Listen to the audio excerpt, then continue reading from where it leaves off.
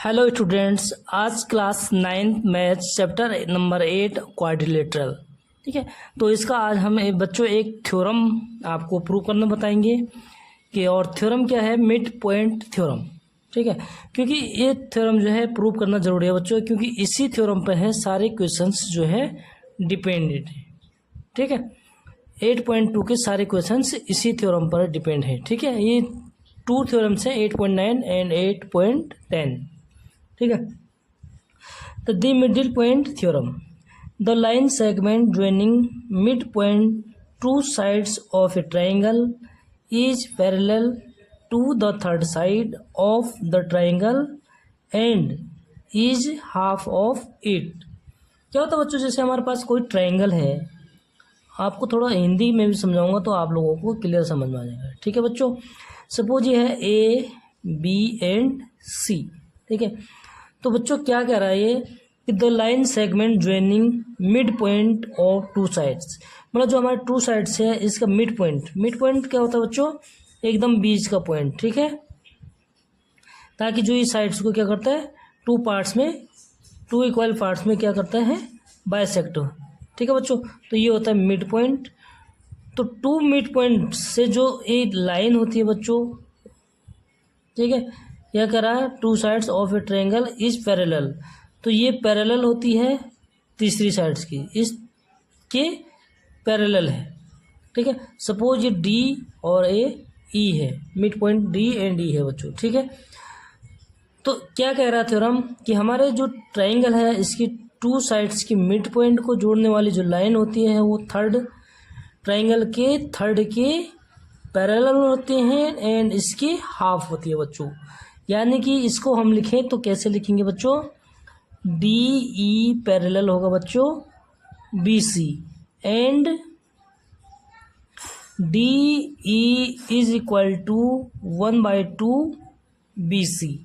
ठीक है, तो ये बच्चों ये है हमारी थ्योरम, समझिए आप। तो इस थ्योरम को बच्चों हम प्रूव करना बताएंगे आपको कि इसको प्रूव कैसे करते हैं। देखो ये हमारे पास एक ट्रायंगल है। ठीक है, तो सबसे पहले हम क्या लिखते हैं बच्चे, गिवन। इसको प्रूव करना बताऊंगा आपको कैसे इसको प्रूव करते हैं कि ये कैसे होता है। ठीक है, तो गिवन क्या है बच्चों हमारे पास, देखो गिवन है कि ई आर मिड पॉइंट। ठीक है, D and E R mid point, D और ई। ठीक है, तो हम लिखेंगे D and E R mid point, ये हमें गिवन है बच्चों। ठीक है, किसकी मिड पॉइंट है वो भी लिख देंगे हम, A B and A C mid point, A B and A C, A B और ए सी के जो है क्या है, डी और ई मिड पॉइंट है। ठीक है, ये हमें क्या है, गिवन है। और प्रूव क्या करना है हमें, प्रूव करना है बच्चों ये। ठीक है, ये क्या करना हमें, टू प्रूव। इसको आप लोग यहाँ पे दोबारा लिख सकते हैं, टू प्रूफ। ठीक है, तो ये हमें क्या करना है बच्चों, प्रूफ करना है कि डी ई पैरेलल है बी सी के and D E is equal to 1/2 B C. ठीक है, तो देखो सबसे पहले हम क्या करते हैं, नाउ ज्वाइंट सी एफ। ठीक है, हम इसमें क्या करते हैं बच्चों, जिसको हम हिंदी में बोलते हैं रचना, तो इंग्लिश में होता है कंस्ट्रक्शंस। ठीक है बच्चों, अब ये हमारे पास एक ट्रायंगल है, इसको कैसे प्रूव करेंगे, तो इसके लिए हम क्या करते हैं, अपनी तरफ से कुछ कंस्ट्रक्शन करते हैं बच्चों। ठीक है, यानी डी ई को सेम इसकी इतनी ही लंबाई हम क्या करते हैं आगे, और ये हो गया हमारे पास एफ पॉइंट। ठीक है, उसके बाद क्या करते हैं बच्चों, हम एफ एंड सी को ज्वाइन कर देंगे। ठीक है, एफ एंड सी को ज्वाइन किया तो इससे बच्चों हमारे पास क्या हो जाता है, अब टू ट्रायंगल्स बन जाएंगे, A B E and E F C. तो इनको हम क्या करेंगे, कॉन्ग्रुएंसी प्रूव करेंगे। उससे क्या होगा बच्चों, कॉन्ग्रुएंसी प्रूव करने से हमारे पास, कॉन्ग्रुएंसी प्रूव करने से ये हो जाएगा कि जो हमारा ये बी डी है ये एफ के पैरेलल हो जाएगी, एंड दूसरी चीज़ क्या हो जाएगा बच्चों कि डी बी एफ सी के इक्वल होगा। ठीक है। तो जब कोई क्वाड्रिलेटरल, ठीक है, क्या होता है, इसका opposite sides equal and parallel होता है, तो वो हमारे पास क्या होता है बच्चों, पैरेललोग्राम। ठीक है। तो यहाँ से देखो बच्चों, हमें क्या करना होता है, कंस्ट्रक्शंस।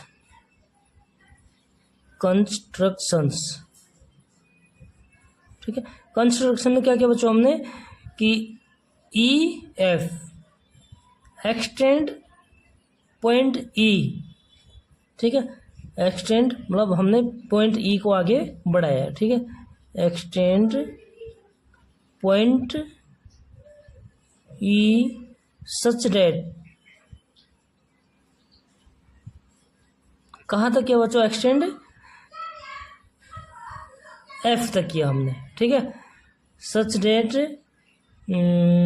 हो जाएगा बच्चों डी ई, इस तरह एक्सटेंड किया कि D E is equal to E F. ठीक है, इसकी बराबर सेम हमने इसको क्या किया, एक्सटेंड कर दिया बच्चों। ओके, तो इससे क्या हो गया हमारा कि D E is equal to हो गया ई एफ। समझ गया आप? तो ध्यान से देखना हमें क्या क्या करना था। उसके बाद हमने क्या किया, join F C, new joint, ठीक हो गया, एफ सी को ज्वाइंट कर दिया। उससे क्या हुआ बच्चों हमारे ज्वाइंट करने से कि जो ये एक क्वाड्रिलेटरल बन गया हमारे पास। ठीक है, तो हमें क्या होगा, प्रूव करने में इजीली हो जाएगा। ठीक है, अब देखो क्या करेंगे हम, पहले triangle A D C and A D E and E F C को कॉन्ग्रुएंसी प्रूव कर देंगे। ठीक है, तो देखो उसको प्रूव करने का क्या महत्व है, वो जो हम प्रूव करेंगे उसके बाद आप लोगों को पता चला जाएगा। ठीक है बच्चों, तो प्रूव करना है हमें इन triangle A D E and triangle E F C. ठीक है, टू ट्रायंगल्स में हमें क्या क्या इक्वल दिख रहा है बच्चों, देखो 3 पॉइंट्स क्या करने पड़ते हैं हमें बच्चों, शो करने होते हैं। ठीक है, 3 पॉइंट्स हमारे क्या होना चाहिए, सेम होना चाहिए, तो दोनों ट्रायंगल्स क्या हो जाएंगे बच्चों, कॉन्ग्रुएंसी हो जाएंगे। ठीक है, तो देखो क्या किया हमने, A D E and E F C क्या है बच्चों इसमें कि D E is equal to E F. ठीक है, D E is equal to E F, ये किससे, इसका रीजन क्या है, कंस्ट्रक्शंस।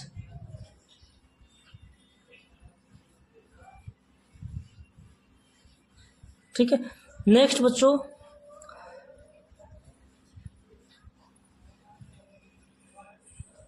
नेक्स्ट देखो, ये तो हमारा कंस्ट्रक्शन से हो गया। ठीक है, नेक्स्ट जो हमारा ये एंगल, सपोज ये एंगल हमारे पास बच्चों एंगल नंबर 1 है और ये एंगल नंबर 2 है। तो ऐसे जो एंगल्स बनते हैं बच्चों उनको क्या कहते हैं हम, देखो, ठीक है, क्या कहते हैं, विक्टर। ठीक है बच्चों, तो ये हो जाएगा हमारा एंगल 1 एंड एंगल 2, जिसको हम हिंदी में कहते हैं सम्मुख कोण। तो सपोज ये angle 1 is equal to angle 2 हो जाएगा बच्चों। ठीक है, और ये क्या हो गया, वेक्टर्स एंगल हो गया। ठीक है बच्चों, नेक्स्ट देखो हमारे पास क्या है कि ए सी के बराबर है, ए ई किसके बराबर है, ई सी, क्योंकि ई क्या है बच्चों, मिड पॉइंट है।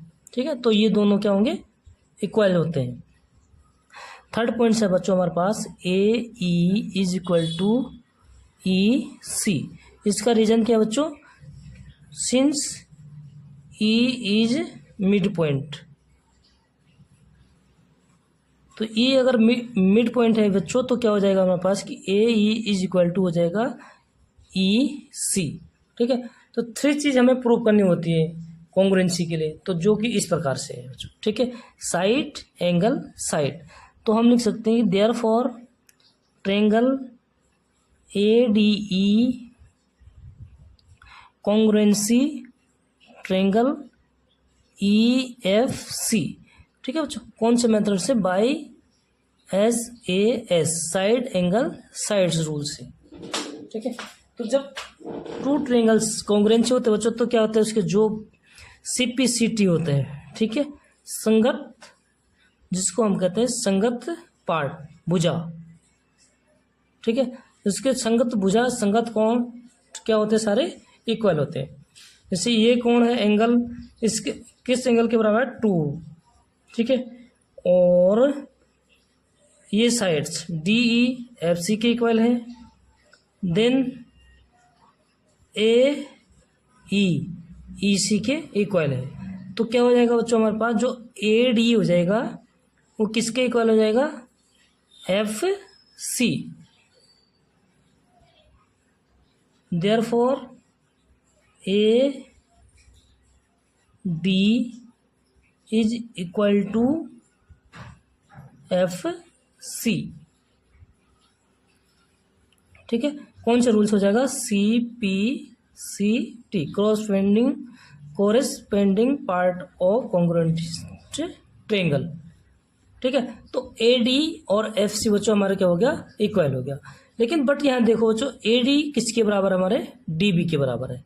तो DB AD की जगह हम क्या लिख सकते हैं, DB लिख सकते हैं। क्यों, क्योंकि बच्चों AD जो है मिड पॉइंट है, इसलिए AD BD इक्वल होंगे। ठीक है बच्चों, तो AD की जगह हम क्या लिख सकते हैं, DB is equal to FC।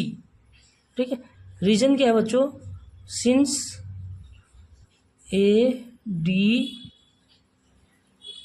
Is equal to DB। Okay, ये इसका रीजन हो जाएगा।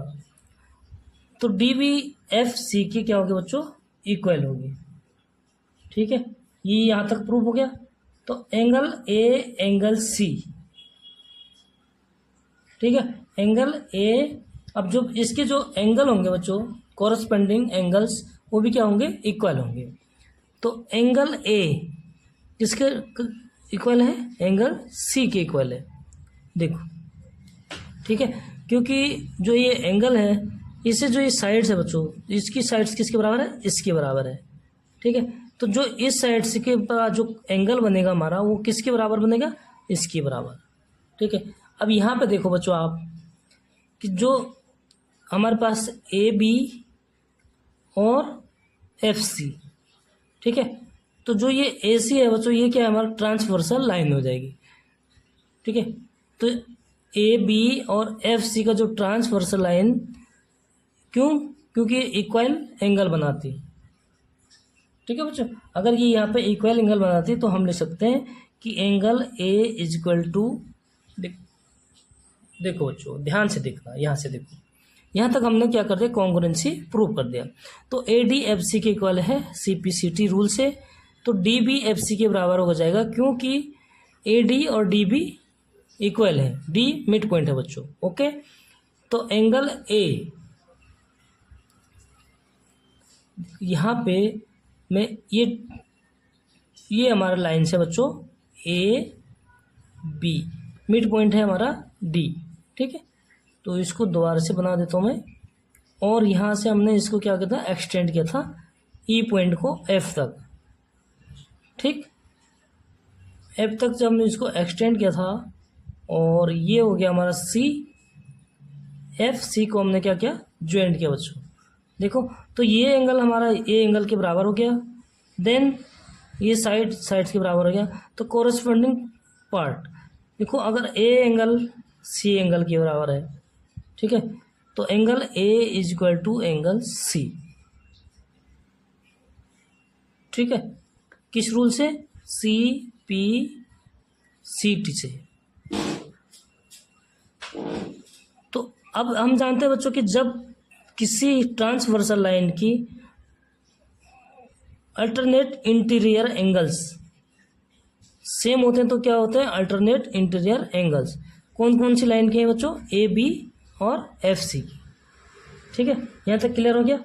तो अल्सो हम इसको क्या कर सकते हैं, also angle A and angle C are alternate interior angle.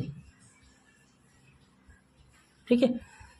जो angle A and angle C है अगर इक्वल है बच्चों, तो ये क्या है हमारे पास, अल्टरनेट इंटीरियर एंगल्स है। ठीक है। Is since A C is क्या है, transversal line.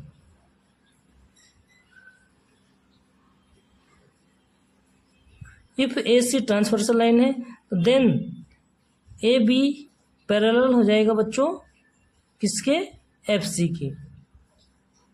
Therefore A B parallel F C. अगर ए बी एफ सी के पैरेलल है बच्चों, तो डी बी क्या है, इसका ए बी का पार्ट है। ठीक है।